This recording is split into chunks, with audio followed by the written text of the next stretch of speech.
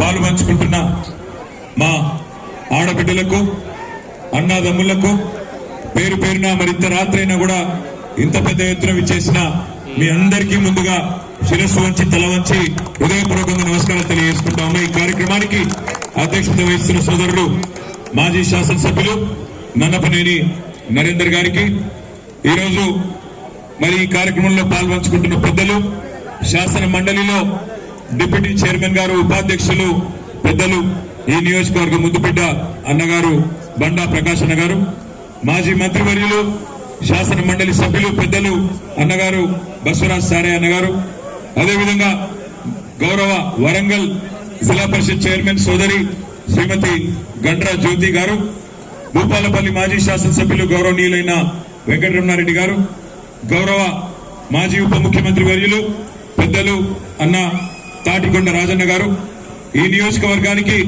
Incharge గా విచ్చేసి మరి చక్కటి సమన్వయం చేస్తూ మొన్న శాసనసభ ఎన్నికల్లో జరిగిన పొరపాట్లు ఏమీ జరగకుండా పార్లమెంట్ ఎన్నికల్లో వరంగల్ తూర్పు నియోజకవర్గంలో మంచి మెజారిటీ తీసుకొని రావడానికి కష్టపడుతున్న మా తమ్ముడు ఎమ్మెల్సీ పోచంపల్లి శ్రీనివాసరెడ్డి గారికి, వేదిక పైన ఉన్న గౌరవనీయులైన మాజీ చైర్మన్లు, కార్పొరేషన్లు, అదేవిధంగా గౌరవ డివిజన్ అధ్యక్షులు, డిప్యూటీ మేయర్ మా తమ్ముడు మసూద్ గారికి, ఇంకా వేదిక పైన ఉన్న నాయకులు ఎవరెవరో పేర్లైతే నేను చెప్తలేనో వాళ్ళు కేవలం మనసులోనే తిట్టుకోండి, బయటకు తిట్టకుండ్రి. అదేవిధంగా ఈ రోజు పెళ్లి కొడుకు ఈ కార్యక్రమంలో మరి వరంగల్ పార్లమెంట్ ఎన్నికల్లో పెళ్లి కొడుకు అంటే కూడా సపోర్ట్ కొట్టరు మీరు, లగ్గం పెద్దలు గౌరవనీయులు వరంగల్ పార్లమెంట్ అభ్యర్థిగా కేసీఆర్ గారు అత్యంత విశ్వాసంతో విధేయతతో 24 ఏళ్ల పాటు తనతో పాటు ఒక సహచరుడిగా ఉద్యమ కార్యకర్తగా పనిచేస్తూ ఒక ఉన్నత విద్యావంతుడైన ఒక డాక్టర్ గారు మరి ఈ రోజు హన్మకొండ జిల్లా పరిషత్ చైర్మన్ గా ఉన్న డాక్టర్ సుధీర్ అన్న గారికి కాబోయే వరంగల్ పార్లమెంట్ సభ్యులు వారి గట్టిగా చప్పట్లతో హృదయపూర్వకంగా మనందరం కూడా అభినందనలు చెప్తాం. 3 నెలల కిందట, 3 కాదు 4 నెలల కిందట దించుతాం అడ్డ పెడతాం, దించు జర్రా జరుగుతారు పిల్లలు లేదు, నేను ముందుకు వస్తాను. 4 నెలల కిందట డిసెంబర్ మాసంలో ఎలక్షన్లు జరిగినాయి. ఆ ఎన్నికల్లో సరే మనం ఎంట్రికవాస తేడాతో కేవలం 1.8% ఓట్ల తేడాతో మనం ఓడిపోయినాము. అయినప్పటికీ కూడా 39 సీట్లు మనకు వచ్చినాయి. ఒక 14 సీట్లు చాలా స్వల్ప తేడాతో 2000, 1000, 3000, 4000 ఓట్లతో ఒక 14 సీట్లు పోయినాయి.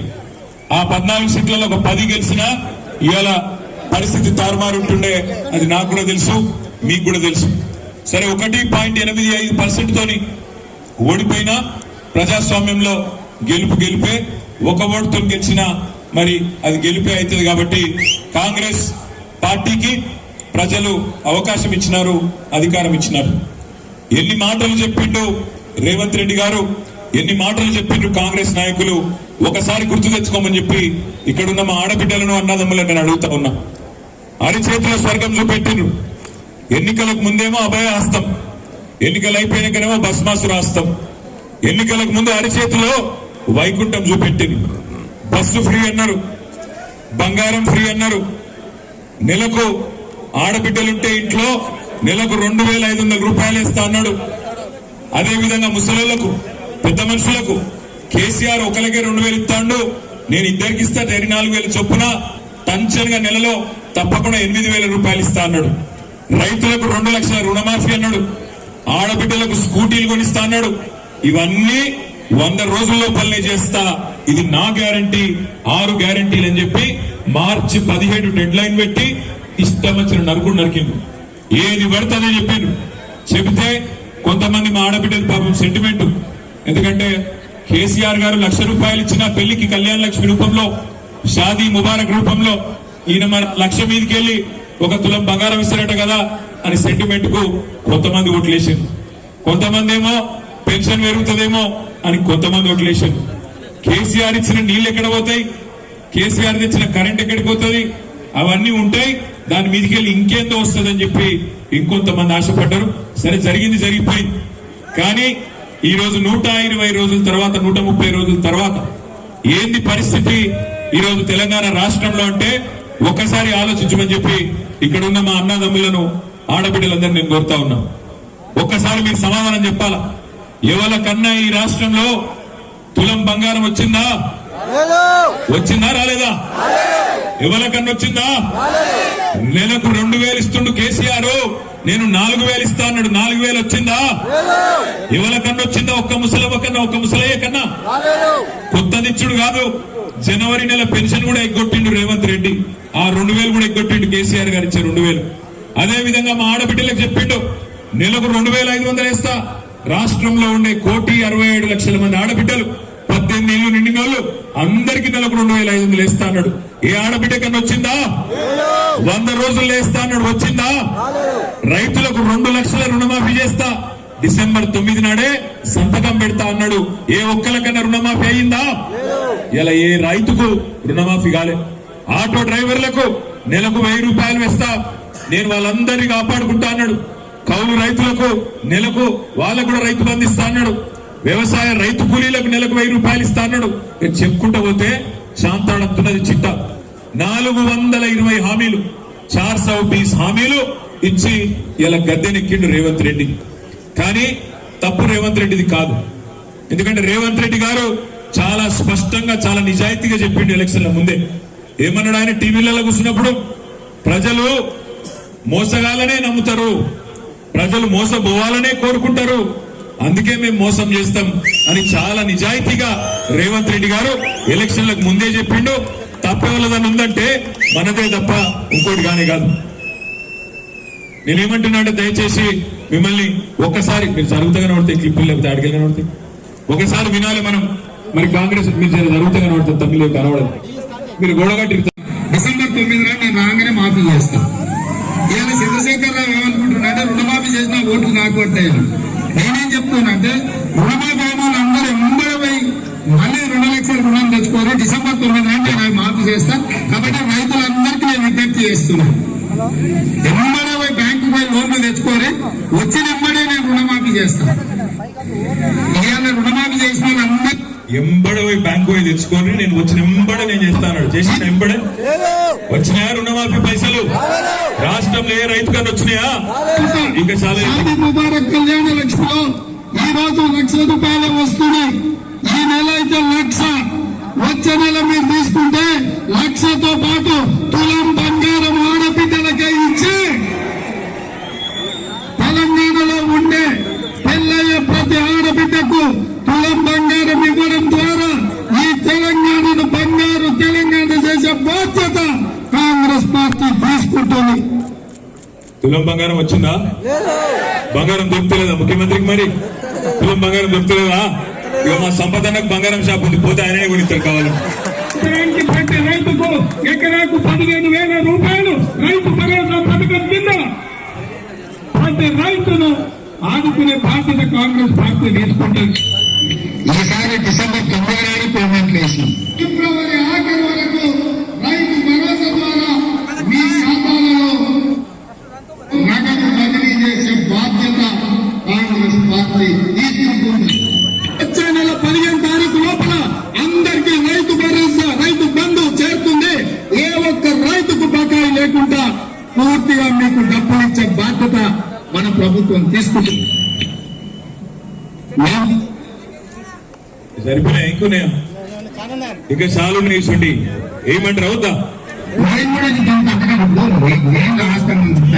మా బాస్ అమ్మాడు, కేసీఆర్ అమ్మాడు, రాజశేఖర రెడ్డి అమ్మాడు, జగన్మోహన్ రెడ్డి అమ్మాడు. ఎవరాస్తి అల్టిమేట్ గా మీ దగ్గర నుంచే తీసుకుంటాం. మీకు ఆ మాత్రం తెలియదు.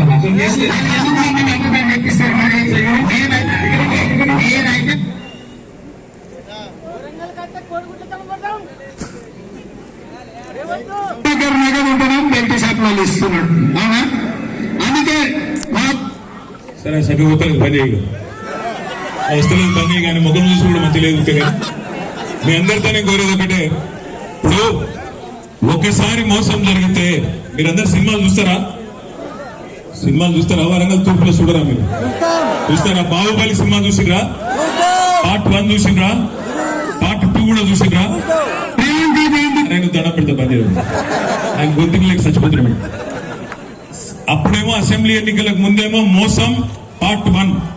ఆ రోజు ఏం చెప్పిండు, ఇగో నేను రుణమాఫీ చేస్తా, డిసెంబర్ 9 నాడు వస్తూనే ఉన్నా, సంతకం పెడుతూనే ఉన్నా, ఎంబడే చేస్తా, తులం బంగారం ఇస్తా, 2500 ఇస్తా, 4000 ఇస్తా, అల్లం ఇస్తా, బెల్లం ఇస్తా అని మోసేటికి బెల్లం పెట్టిండు, ఓట్లు వేయించుకున్నాడు, అవతల పడ్డాడు. ఇప్పుడు మళ్ళా మోసం పార్ట్ 2.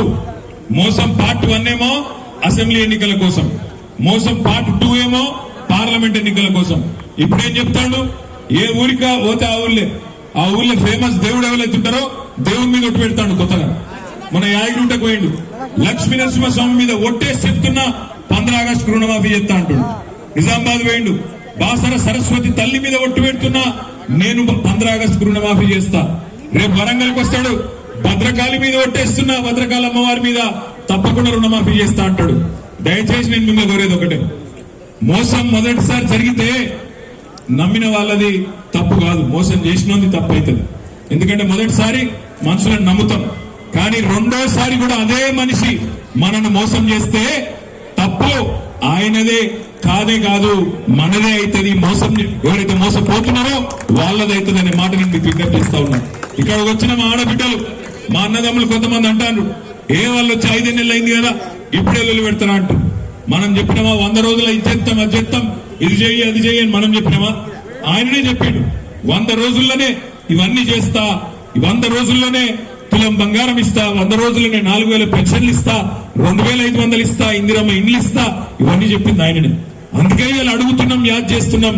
ఇంకొక మాట కూడా నేను మీకు విజ్ఞప్తి చేస్తున్నాను, దబ్బన ఇప్పుడు కింద మీరు కాంగ్రెస్ ఓట్లేస్తే, ఈ ఎలక్షన్ల కింద కాంగ్రెస్ ఓట్లేస్తే రేవంత్ రెడ్డి గారు కాంగ్రెస్ వాళ్ళు ఏమనుకుంటారు ఎరికేనా?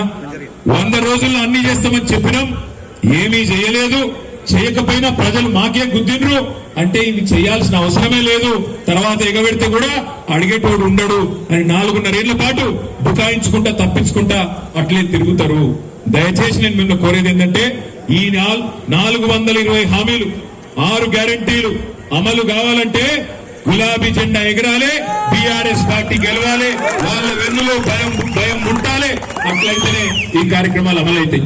ఇంకొక మాట కూడా నేను మీ అందరికి విజ్ఞప్తి చేస్తా ఉన్నా, అసెంబ్లీ ఎన్నికల్లో ఏం జరిగిందో జరిగిపోయింది, కానీ ఇప్పుడు పార్లమెంట్ ఎన్నికల్లో రాష్ట్ర వ్యాప్తంగా ఇలా పొద్దున నేను చేవెళ్లకు పోయినా, ఆడికెళ్లి అలంపూర్ పోయినా, ఆడికెళ్లి ఇప్పుడు మీ కాడికి వచ్చిన 3 నియోజకవర్గాల్లో ఒకటే రకమైన ట్రెండ్ కనబడుతున్నది.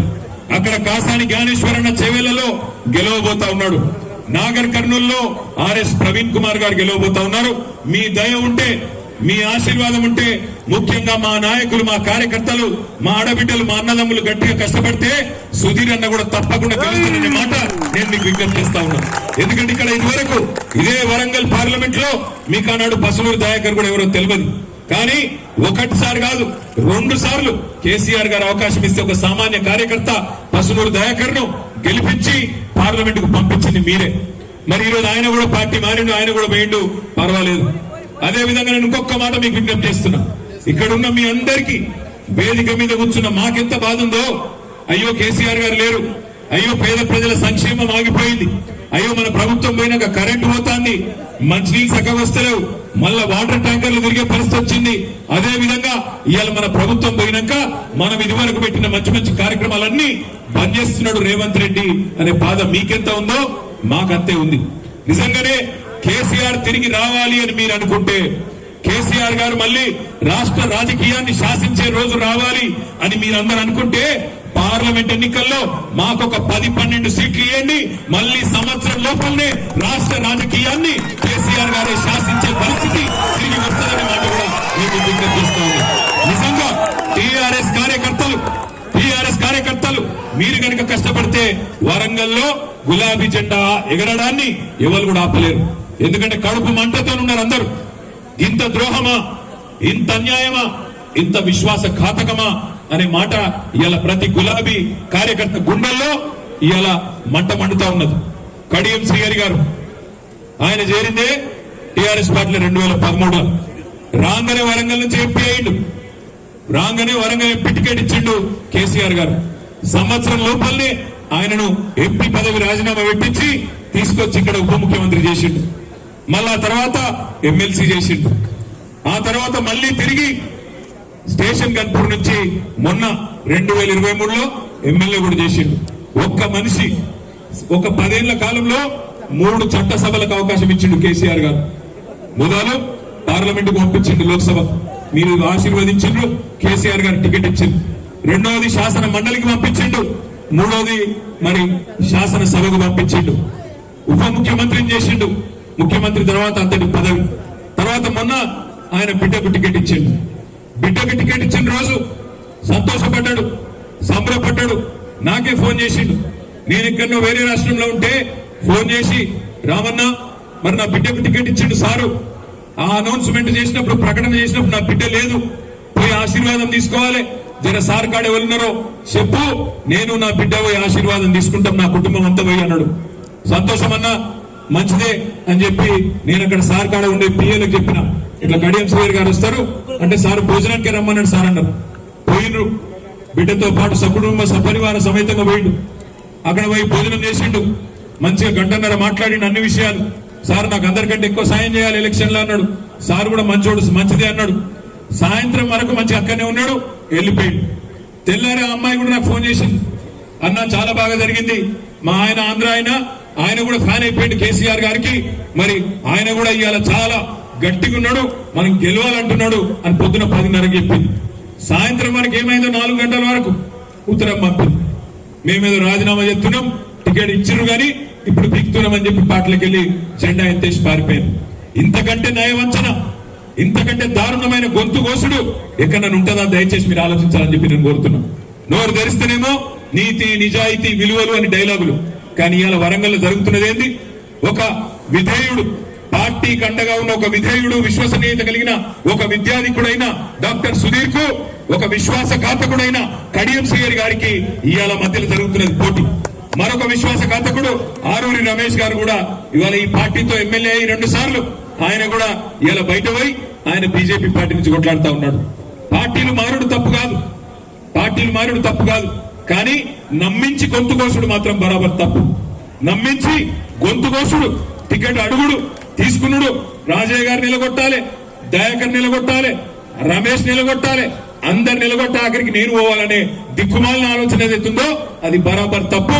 అందుకే నేను విజ్ఞప్తి చేస్తా ఉన్నా వరంగల్ ఈస్ట్ లో, దయచేసి మీరందరూ కూడా ఎక్కడి వాళ్ళు అక్కడ కనుక గట్టిగా కష్టపడితే మన పార్టీకి పార్లమెంట్ ఎన్నికల్లో ఒక 10-12 సీట్లు కనుక మీరందరూ కలిసి సంపాదించగలిగితే 1 సంవత్సరం లోపల మళ్ళీ తిరిగి కేసీఆర్ గారు ఈ రాష్ట్ర రాజకీయాన్ని శాసించే రోజు తప్పకుండా వస్తుందనే మాటను మీకు విజ్ఞప్తి చేస్తా ఉన్నా. ఇంతకంటే మంచి అవకాశం రాదు. ఇలా ప్రజలు మంట మీద ఉన్నారు. ఆటో డ్రైవర్ల దగ్గర పోయి అడగండి, ఏమంటున్నారో తెలుస్తుంది. ముసలవ్వల దగ్గర పోయి అడగండి, ఏమంటున్నారో తెలుస్తుంది. మా ఆడబిడ్డల దగ్గర పోయి అడగండి, ఏమమ్మా 2500 వచ్చిందా, మహాలక్ష్మి అయిన పథకం అమలైందా అని అడగండి, వాళ్ళు ఏమంటున్నారో తెలుస్తుంది. మా తమ్ముళ్ళు చెల్లెళ్ళు నిరుద్యోగులు ఎవరైతే మన మీద కోపంతో మనకు వ్యతిరేకంగా ఓటేసిండ్రో వాళ్ళని అడగండి, చెప్తారు. ఇవాళ కేసీఆర్ గారు ఉన్నప్పుడేమో ఆనాడు 1,60,283 ఉద్యోగాలు 10 ఏళ్లలో మనం నియామకాలు చేసుకున్నాం, కానీ చెప్పుకోలేకపోయినాం. 30,000 ఉద్యోగాలు, మరొక 30,000 ఉద్యోగాలు, 1,60,000 మీదికెళ్ళి 30,000. అవి కూడా మన ప్రభుత్వం ఉన్నప్పుడే మనం బ్రహ్మాండంగా పరీక్షలు పెట్టినాం, అన్ని పెట్టినాం. రేవంత్ రెడ్డి గారు వచ్చినాక మొన్న చేయాలి, అప్పుడే కదా పిల్లలు పుట్టేది. మరి ఉద్యోగాలు ఇవ్వాలి అంటే మొదలు నువ్వు అపాయింట్మెంట్, మొదలైతే నువ్వు పరీక్ష పెట్టాలి, నోటిఫికేషన్ ఇవ్వాలి, పరీక్ష పెట్టాలి, ఆ తర్వాతనే కదా నియామక పత్రాలు ఇచ్చేది. ఇలా ఎప్పుడు పెట్టినావు నువ్వు? 4 నెలల్లో 1 నోటిఫికేషన్ ఇచ్చినవా, 1 పరీక్ష పెట్టినవా? మరి నువ్వు ఇయ్యని ఉద్యోగాలకు నేనిచ్చినా అని చెప్పుకున్నాడు. సిగ్గుచేట కాదా రేవంత్ రెడ్డి గారు? ఆలోచించమని కోరుతా ఉన్నా. అయినా ఈ కాంగ్రెస్ వాళ్ళకు బీజేపీ వాళ్ళకు అలవాటే, మంది పుట్టిన బిడ్డలు కూడా మా బిడ్డలు అని చెప్పుకునే బాపతోళ్ళు. కాబట్టి మనం బాధపడవలసిన అవసరం లేదు, కానీ చెప్పాలి పిల్లలకు. సంవత్సరం లోపల 2 లక్షల ఉద్యోగాలు ఇస్తా అన్నాడు రేవంత్ రెడ్డి. మరి ఏమాయ 1 నోటిఫికేషన్ రాకపోయే 5 నెలలు అవుతుంది, ఎందుకు ఇయ్యలే నోటిఫికేషన్లను అడగాలి. మన నాడు ప్రవేశ పరీక్షలు పెడితే టీఈటీ అని ఒక పరీక్ష ఉంటుంది, టెట్ అనే పరీక్షకు 400 రూపాయల రుసుము పెట్టినాం మనం ఫీజు. రేవంత్ రెడ్డి చెప్పిండన్నాడు, మా ప్రభుత్వం వస్తే 1 రూపాయి ఫీజు ఉండదు అన్నాడు. ఇలా అదే టీఈటీ పరీక్షకు 2,000 రూపాయల ఫీజు పెట్టిండు. అంటే చెప్పేది ఒకటి, చేసేది ఒకటి. ఇక ఎట్లా మాట్లాడుతుండో రేవంత్ రెడ్డి నాకంటే బాగా మీరే చూస్తాను. నిన్న మొన్న మాట్లాడుతాడు రేవంత్ రెడ్డి, నేను హై టెన్షన్ వైర్ ను హై టెన్షన్ వైర్ ను నన్ను ఎవరైనా ముట్టుకుంటే మాడి మసైపోతారు అని మాట్లాడుతున్నాడు. ఏ టెన్షన్ వైర్ అయితే అలా కరెంట్ అయితే ఉండాలి కదా, కరెంట్ లేదు కాంగ్రెస్ వచ్చింది. ఏ టెన్షన్ వైర్ అయినా, హై టెన్షన్ వైర్ అయినా, లో టెన్షన్ వైర్ అయినా కరెంటు లేకపోతే అవుతుంది అంతే కదా. బట్టలు ఆరేసుకునే తాడుతో సమానం. ఇంకా మాట్లాడతాడు పెద్ద పెద్ద మాటలు. ఏమయ్యా రేవంత్ రెడ్డి గారు, మరి 2500 ఎంత అంటే కదా మహిళలకు, ఏవి అంటే నీ కొడక నీ పేగులు కోసి మెడలేసుకుంటా అంటాడు. ఏమయ్యా రేవంత్ రెడ్డి గారు 4000 రూపాయలు ఇస్తా అంటివి కదా, ఏం సంగతి అంటే నేను మానవ బాంబునైతా అంటాడు. ఏమయ్యా రేవంత్ రెడ్డి గారు, మరి ఇంత నరికితే 2 లక్షల రుణమాఫీ ఏది అంటే నేను లంకె పిల్లలు ఉంటాయనుకొని వచ్చినా ఆడ చూస్తే ఖాళీ కుండలున్నాయి అని ఎక్కసెక్కాలు చేస్తున్నాడు ముఖ్యమంత్రి. ఇదివరకు ఈయన ఏం చేస్తున్నాడు నాకు తెలియదు, కానీ నాకు తెలిసి అయితే గడ్డపారలు పట్టుకొని తట్టపారలు పట్టుకొని నెత్తి మీద తువాల కప్పుకొని అర్ధరాత్రి లంకె బిందెల కోసం తిరిగేటోళ్ళు ఎవరు? పాడుపడ్డ కోటలల్లా పాడుపడ్డ గడిలలో తిరిగేటోళ్ళు ఎవరు? దొంగలు. మరి ఈయన ఇదివరకు ఏం చేస్తున్నాడో నాకు తెలియదు, కానీ ఈయన విషయంలో మాత్రం దయచేసి రెండోసారి మోసపోకండి. ఎందుకంటే ఆయన మాట్లాడే మాటలు చూడండి ఎంత హీనంగా. ఒక ముఖ్యమంత్రి అయ్యుండి ఇలా ముఖ్యమంత్రి పదవిలో ఉండి ఇంకా కూడా ప్రతిపక్ష నాయకుడిలాగా చిల్లర మాటలు మాట్లాడుతున్నాడు. ప్రజలకు పనికొచ్చే ఒక్క పని చేసిండా ఈ 4 నెలల్లో ఆలోచన చేయండి. ఈయన ప్రభుత్వం వచ్చినాక మంచిగుండే కరెంటు పోయింది, మంచిగుండే మంచినీళ్లు పోతున్నాయి. ఇవాళ మళ్ళొకసారి పాత రోజులు తిరిగి కాంగ్రెస్ ప్రభుత్వం ఉన్నప్పటి పాత రోజులు తిరిగి వచ్చే పరిస్థితి ఉన్నది. దయచేసి నేను మిమ్మల్ని కోరేది ఒకటే, ఇవాళ మనందరికి ఒక మంచి అవకాశం వచ్చింది. వరంగల్లో ఖచ్చితంగా కాంగ్రెస్ నైతే 3వ స్థానానికి నెట్టే అవకాశం మనందరికి బ్రహ్మాండంగా వచ్చింది. ఇక ఇంకొక ఆయన మన పార్టీలో ఉండి నిన్నగాక మొన్న బీజేపీలో చేరిండు. నేను అడుగుతా ఉన్నా మా తమ్ముళ్లను మా చెల్లెలను, బీజేపీ పార్టీకి ఓటేసేందుకు ఒక్క కారణం చెప్పండి. ఒక్క కారణం, 10 ఏళ్లు నరేంద్ర మోడీ గారి ప్రభుత్వం వచ్చిన తర్వాత అన్ని ఫిలం చేసిండు నరేంద్ర మోడీ గారు. సిలిండర్ ఆనాడు 400 రూపాయలు ఉండే 2014లో, ఇవాళ 1200 రూపాయలు అయింది. పప్పు పిరమైంది, ఉప్పు పిరమైంది, నూనె పిరమైంది, చింతపండు పిరమైంది. తినదందుకు ఇవాళ మధ్యతరగతి దిగువ మధ్యతరగతి కుటుంబాల్లో ఆగమయ్యే పరిస్థితి వచ్చింది. దీన్ని తెచ్చినోడే నరేంద్ర మోడీ. ఎట్లా తెచ్చిండు అని మీరు అంటారా? నాకు తెలుసు ఎట్లా తెచ్చిండంటే 2014లో ఇప్పుడు మనకు పెట్రోల్ డీజిల్ మన దేశంలో దొరకది. బయట దేశాలకు వెళ్లి ముడి చమురు తెచ్చుకొని రిఫైన్ చేసుకొని పెట్రోల్ డీజిల్ మనం ఇక్కడ సరఫరా చేస్తాం. బయట దేశాలలో క్రూడ్ ఆయిల్ అంటారు దాన్ని, ముడి చమురు. క్రూడ్ ఆయిల్ కొనుక్కోవాలి, గల్ఫ్ దేశాలకు వెళ్లి వేరే దేశాలకు వెళ్లి కొనుక్కోవాలి. నరేంద్ర మోడీ వచ్చినాడు క్రూడ్ ఆయిల్ ఒక బ్యారెల్ ధర, బ్యారెల్ అంటే డ్రమ్ము, ఒక డ్రమ్ము ధర ఆనాడు 2014లో $100, $100. ఈ రోజు 2024లో $100 వెళ్ళి $16 తగ్గి ఒక బ్యారెల్ $84 దొరుకుతుంది బయట. మరి క్రూడ్ ఆయిల్ ధర తగ్గితే దానిలోకి వెళ్ళి వచ్చే డీజిల్ ధర, దానిలోకి వెళ్ళి వచ్చే పెట్రోల్ ధర తగ్గాలన్నా పెరగాలన్నా? తగ్గాలన్నా పెరగాలన్నా? మరి తగ్గిందా పెరిగిందా? 60 రూపాయల డీజిల్ 95 చేసిండు, 70 రూపాయల పెట్రోల్ 110 రూపాయలు చేసిండు. ఏం చేసినవా మోడీ గారు? ఎందుకు పెంచినావు? ముడి చమురు ధర పెరగలేదు. మరి మోడీ చమురు ధర ఎందుకు పెరిగిందయ్యా అంటే దానికి ఏమంటాడు ఆయన? ముక్కు విండి వసూలు చేస్తా, 30 లక్షల కోట్లు రాష్ట్రాలకు ఇవ్వకుండా కేంద్రం పన్నుల రూపంలో ఈ 10 ఏళ్లలో పెట్రోల్ మీద డీజిల్ మీద 30 లక్షల కోట్లు వసూలు చేసింది. ఏం చేసిండు 30 లక్షల కోట్లు అంటే? అదానికి అంబానీకి అందులోకెళ్ళి 14 లక్షల కోట్లు రుణమాఫీ చేసిండు. మన సామాన్యులకు మాత్రం ముక్కు విండి వసూలు చేస్తాడు. ఇవాళ మీరు వరంగల్కి వెళ్ళి హైదరాబాద్ కు బస్సులో పోవాలంటే డీజిల్ ధర పెరిగితే బస్ కిరాయి పెరుగుతుందా తగ్గుతుందా? పెరుగుతుంది. అట్లే మరి కూరగాయల ధరలు పెరుగుతాయా తగ్గుతాయా? లారీలలో ట్రాన్స్పోర్టేషన్ చేయాలి, డీజిల్ ఖర్చు అవుతుంది, మరి పెరుగుతాయా తగ్గుతాయా? అవన్నీ పెంచినోడు నరేంద్ర మోడీ. అందుకే నేను అంటున్నా, అన్ని ప్రియం చేసిన ఈ ప్రధానమంత్రి, ఆయన ప్రియమైన ప్రధానమంత్రి కాదు, ప్రియమైన ప్రధానమంత్రి, అన్ని ప్రియం చేసిండు. ఈ 10 ఏళ్లలో దేశం గొప్ప ఉంచుకున్నాడు. ఏమైనా మాట్లాడినాం అనుకో, ఎందుకు వేయాలి ఓటు అంటే ఒకటి చెప్తాడు, జై శ్రీరామ్, జై శ్రీరామ్. మేము కూడా జై శ్రీరామ్, మాకేం పంచాయతీ లేదు. కానీ రాముడు అందరివాడు, శ్రీరాముడు దేవుడు అందరివాడు. బీజేపీ పార్టీ సభ్యుడు కాదు ఆయన. ఇవాళ నేను ఒకటే అడుగుతున్నా, మనం కట్టలేదా యాదగిరిగుట్ట? మనం కట్టినప్పుడు ఇట్లనే చిల్లర రాజకీయం చేసినామా? ఇట్లనే దేవుని అడ్డం పెట్టుకొని మేము గుడి కట్టినాం కాబట్టి మాకు ఓట్లు వేయని అడిగినామా? అడగలేదు. నేను ఒక్కటే మాట, ఎవరన్నా బీజేపీ వాళ్ళు అడిగితే మీరు చెప్పండి. వాళ్ళేమో ఇంటింటికి అక్షింతలు పంపిండ్రు, రాముడి కోసం మేమేదో చేసినాం అని చెప్పి ఇంటింటికి అక్షింతలని ఆశీర్వాదం పంపిండ్రు. మీరేం చెప్పండి అంటే నరేంద్ర మోడీ గారేమో ఓట్ల కోసం అక్షింతలు పంపితే కేసీఆర్ ఏం చేసిండు? 24 లక్షల టన్నుల ధాన్యం పండే తెలంగాణలో 3.5 కోట్ల టన్నుల బియ్యం పండించి దేశమంతా కేసీఆర్ పంపించిందనే మాట మీరు చెప్పండి. ఆయన ఇంటింటికి అక్షింతలు పంపచ్చు కానీ మనం 3.5 కోట్ల టన్నుల బియ్యం ఇలా దేశం మొత్తం తినేందుకు పంపినోడు మన నాయకుడు కేసీఆర్ గారు. దేవుణ్ణి అడ్డం పెట్టుకొని కేసీఆర్ అన్నాడు రాజకీయం చేయలే. లక్ష్మీ నరసింహస్వామినో ఇంకో దేవుణ్ణి అడ్డం పెట్టుకొని ఎన్నడూ రాజకీయం చేయలే. యాగాలు చేసిండ్రు కేసీఆర్ గారు, ఎన్నో యాగాలు, 1 కాదు 2 కాదు. దేవాలయాలు నిర్మాణం చేసిండ్రు కానీ దేవుణ్ణి అడ్డం పెట్టుకొని రాజకీయం చేయలే. భారతీయ జనతా పార్టీని అడగవలసిన అవసరం ఉన్నది.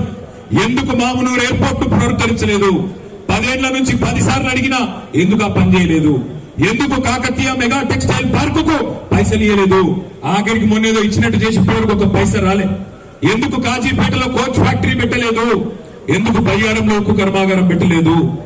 కానీ తెలంగాణకు నయా పైసా పనిచేయని బీజేపీని ఓట్లతోనే గట్టిగా తొక్కుదామనే మాట నేను మీకు ఈ సందర్భంగా విజ్ఞప్తిస్తా ఉన్నా. మనకు బీజేపీ ఇంకోలతోనో ఎవ్వలతోనో మనకి ఏ ఆలోచన అవసరం లేదు. మీరు 10-12 సీట్లు కల్పిస్తే దేశంలోనే మనం కీలక పాత్ర పోషించే అవకాశం వస్తుంది. ఎందుకంటే అటు ఎన్డీఏకు ఇటు వీళ్లకు ఎవ్వలకు మెజారిటీ వచ్చినట్టు కనబడతలేదు. 10-12 పార్లమెంట్ సీట్లు మీరు మాకిస్తే, ఇదే గులాబీ జెండాకి ఇస్తే కేసీఆర్ గారు మళ్ళీ రేపటి రోజున బ్రహ్మాండంగా శాసించే రోజు వస్తది అనే మాట కూడా నేను మీకు విజ్ఞప్తి చేస్తా ఉన్నా. దయచేసి మరి 4 నెలల్లోనే చాలా ఇబ్బందులు కార్యకర్తలకు నాయకులకు వస్తా ఉన్నాయి. కేసులు పెడుతున్నారు. సోషల్ మీడియాలో పోస్ట్ పెట్టగానే పోలీసులు రెచ్చిపోయి కేసులు పెడుతున్నారు. అదేవిధంగా ఇక్కడ ఉన్న వరంగల్ ఈస్ట్ లోనైతే ఇంకా కూడా దారుణమైన పరిస్థితి. కార్పొరేటర్ల మీద కేసులు, నాయకుల మీద కేసులు, కార్యకర్తల మీద కేసులు. నేను మీ అందరికి ఒకటే ప్రార్థన, మీ అందరితో చేసే విజ్ఞప్తి ఒకటే, మనం నిన్న కసి మీద పనిచేసి పార్లమెంట్ లో మన అభ్యర్థిని గెలిపించుకుంటే అధికారులు కూడా ఒళ్ళు దగ్గర పెట్టుకొని పనిచేస్తారు. పోలీసులు గాని ఇంకోడు గాని అధికారులు కూడా ఒళ్ళు దగ్గర పెట్టుకునే పరిస్థితి వస్తుంది. ఫలితాలు మనకు అనుకూలంగా ఉంటే సచ్చినట్టు ప్రజాస్వామ్యంలో ప్రజాశక్తి మీతో ఉందనే మాట మీరు రుజువు చేస్తే ఏ అధికారైనా భయపడక తప్పదు. అందుకే ఇవాళ నిలబడ్డది సుధీర్ కుమార్ కాదు, నిలబడ్డది మనమే అనుకోవాలి. ఎందుకంటే పార్లమెంట్ అభ్యర్థి ఇంటింటికి రాలేడు, గల్లీ గల్లీ తిరగలేడు, ప్రతి ఊరుకు పోలేడు, ప్రతి పోలింగ్ బూత్ కు పోయి పలకరించలేడు. పెద్ద 7 నియోజకవర్గాలు, వేలాది గ్రామాలు, పెద్ద సంఖ్యలో పట్టణాలు, లక్షలాది ఓటర్లు అందరినీ పలకరించే పరిస్థితి 20 రోజుల్లో ఉండదు. అందుకే ఎక్కడి వాళ్ళం అక్కడ ఇది మా ఎన్నిక, మా నాయకుడు కేసీఆర్ గారిని తిరిగి మళ్ళీ రాష్ట్ర రాజకీయాన్ని శాసించే దిశగా తీసుకుపోవాల్సిన ఎన్నిక అనే ఆలోచనతో గట్టిగా పనిచేద్దాం. రాబోయే 20 రోజులు గట్టిగా కష్టపడదాం. आखिरी में जितने भी हमारे भाई बहन है वरंगल में, आप तमाम भाइयों से बहनों से ఒక మాట, ఇక్కడ ఉన్న మా ముస్లిం సోదరులు గాని క్రిస్టియన్ సోదరులు గాని మీకు నేను ఒకటే విజ్ఞప్తి చేస్తా ఉన్నా. కొంతమంది ప్రచారం చేస్తున్నారు, ఈరోజు బీజేపీ వర్సెస్ కాంగ్రెస్ ఎన్నిక అన్నట్టు మాట్లాడుతున్నారు. ఏం అస్సలే కాదు. 1 నిమిషం ఆలోచన చేయండి. మన శాసనసభ ఎన్నికల్లో బీజేపీ పార్టీకి సంబంధించిన పెద్ద పెద్ద లీడర్లను ఈ రాష్ట్రంలో ఓడగొట్టింది ఎవరు? బండి సంజయ్ ఓడించింది ఎవరు? బీఆర్ఎస్. బండి సంజయ్ ఓడించింది బీఆర్ఎస్. ఈటెల రాజేందర్ హుజూరాబాద్ లో గజ్వేల్లో ఓడించింది ఎవరు? దుబ్బాకలో రఘునందన్ రావు ఓడించింది ఎవరు? బోత్ లో సోయం బాపురావు ఓడగొట్టింది ఎవరు? కోరుట్లలో ధర్మపురి అరవింద్ ఓడగొట్టింది ఎవరు? ఈ రోజే కాదు, 2014లో దేశమంతా మోడీ గాలి వచ్చినా ఆ రోజు బీజేపీని తెలంగాణలో అడ్డుకున్నది టీఆర్ఎస్. 2018లో మోడీ తిరిగి గెలిచినా మళ్ళీ ఆనాడు కూడా బీజేపీ హవాను అడ్డుకున్నది బీఆర్ఎస్. ఈ రోజు కూడా కాంగ్రెస్ లో దమ్ము లేదు, బీజేపీని అడ్డుకునే దమ్ము లేదు. ఈ ముఖ్యమంత్రికి లోపాయకారి ఒప్పందం కూడా ఉన్నది కాంగ్రెస్ పార్టీకి, మన బీజేపీ పార్టీకి. ఎట్లా అంటారా? మీరు చూడండి, ఆలోచించండి. ఏం మాట్లాడతాడు రేవంత్ రెడ్డి గారు? పైననేమో రాహుల్ గాంధీ గారు ఢిల్లీలో యాత్ర చేస్తుండే, నడుచుకుంటూ పోతుండే పాపం. ఆయన ఏమంటాడు? భారత్ జోడో యాత్రల చౌకీదార్ చోర్ హై అంటాడు. చౌకీదార్ అంటే వాళ్ళు మీరు వరంగల్ చూశారంటే చౌకీదార్ బోల్తో కోనే చౌకీదార్ చోర్ హై అంటాడు రాహుల్ గాంధీ. రేవంత్ రెడ్డి ఏమంటాడు? నై నై నై నై నై హమారే బడే భాయి, హమారే బడే భాయి హై. వాడు బడే భాయి, ఈయన చోటే భాయి. ఆయన బడే భాయి, ఈయన చోటే భాయి. రాహుల్ గాంధీ ఏమంటాడు? ఢిల్లీలో ఈ గుజరాత్ మోడల్ ఫేక్ మోడల్, బక్వాస్ మోడల్ అంటాడు. రేవంత్ రెడ్డి ఏమంటాడు? గుజరాత్ మోడల్ బెహతరీన్ మోడల్ హై, నేను కూడా తెలంగాణకు గుజరాత్ మోడల్ బనాతాం అని రేవంత్ రెడ్డి అంటాడు. అక్కడ రాహుల్ గాంధీ గారు ఢిల్లీలో లిక్కర్ స్కామ్ లేదు, మన్ను లేదు, ఏం లేదు, అరవింద్ కేజ్రీవాల్ అరెస్ట్ చేసుడు తప్పు అంటాడు. ఇక్కడ రేవంత్ రెడ్డి ఏమంటాడు? లిక్కర్ స్కామ్ అయ్యింది, కవిత గారిని అరెస్ట్ చేసి కరెక్ట్ అని ఈయన మాట్లాడతాడు. ఈయన ఎవరి రూట్లో నడుతున్నా అసలు? రాహుల్ గాంధీ వెనక నడుతున్నా, మోడీ వెనక నడుతున్నా? అసలు పార్లమెంట్ అన్ని ఆయనకి ఈ రేవంత్ రెడ్డి ఉంటాడు కాంగ్రెస్ లో చంప. అందుకని నేను అంటున్నా, ఆలోచించుండ్రి, ఆగం కాకుండ్రి. ఎన్నటికైనా ఇలా బిడ్డను, సొంత బిడ్డను జైల్లో పెట్టిన మోడీ గారిని ఎదుర్కొంటున్న ఒకే ఒక్క నాయకుడు తెలంగాణలో మన నాయకుడు కేసీఆర్. కొట్లాడగలిగే నాయకుడు, బీజేపీని ఓడించగలిగే నాయకుడు, ఈ మతతత్వ శక్తులను నిలువరించగలిగే నాయకుడు, సత్తా ఉన్న నాయకుడు కేసీఆర్ తప్ప ఈ కాంగ్రెస్ తో ఊహగాలని పీడి లేదు. కాబట్టి నేను మిమ్మల్ని అడుగుతున్నా, దయచేసి ఓట్లు ఖరాబ్ చేసుకోకండి, అనవసరంగా ఆగం కాకండి. ఢిల్లీకి వెళ్ళేలో చెప్పిండ్రు, ఈడికెళ్ళేలో చెప్పిండ్రు, ఆడికెళ్ళేలో చెప్పిండ్రు అని ఆగం కాకండి. మన పరిస్థితులలో, ఇక్కడ ఉన్న పరిస్థితుల్లో బీజేపీ పార్టీని కొట్టాలంటే ఇవాళ ఒకే ఒక్క అభ్యర్థి, బీఆర్ఎస్ అభ్యర్థి మాత్రమే కాంగ్రెస్ లో బీజేపీని ఓడగొట్టే శక్తున్న మన పార్టీకి మాత్రమే ఉన్నది తప్ప వాళ్ళకి లేదు. అందుకే దయచేసి నేను మిమ్మల్ని కోరేది, ముఖ్యంగా వరంగల్ ఈస్ట్ లో 4 నెలల కింద ఏం జరిగిందో నాకు తెలియదు. ఇక్కడ మాత్రం ఈ ఎలక్షన్ మాత్రం మనం బ్రహ్మాండంగా గట్టిగా కలిసికట్టుగా కొట్లాడకపోతే, ఏ డివిజన్ కా డివిజన్ సర్వశక్తులు మనం ఒడ్డి కొట్లాడకపోతే నష్టం జరిగేది ఈ వేదిక మీద ఉన్నోళ్ళకే కాదు, మీకైతుంది, తెలంగాణ ప్రజానీకానికి అవుతుంది, అందరికి అవుతుంది అనే మాట గుర్తుపెట్టుకోవాలని కోరుతూ, ఇంత రాత్రిపూట కూడా ఇంత పెద్ద ఎత్తున ఈ కార్యక్రమానికి హాజరైన మీ అందరికీ పేరు పేరున ధన్యవాదాలు, నమస్కారాలు. జై తెలంగాణ.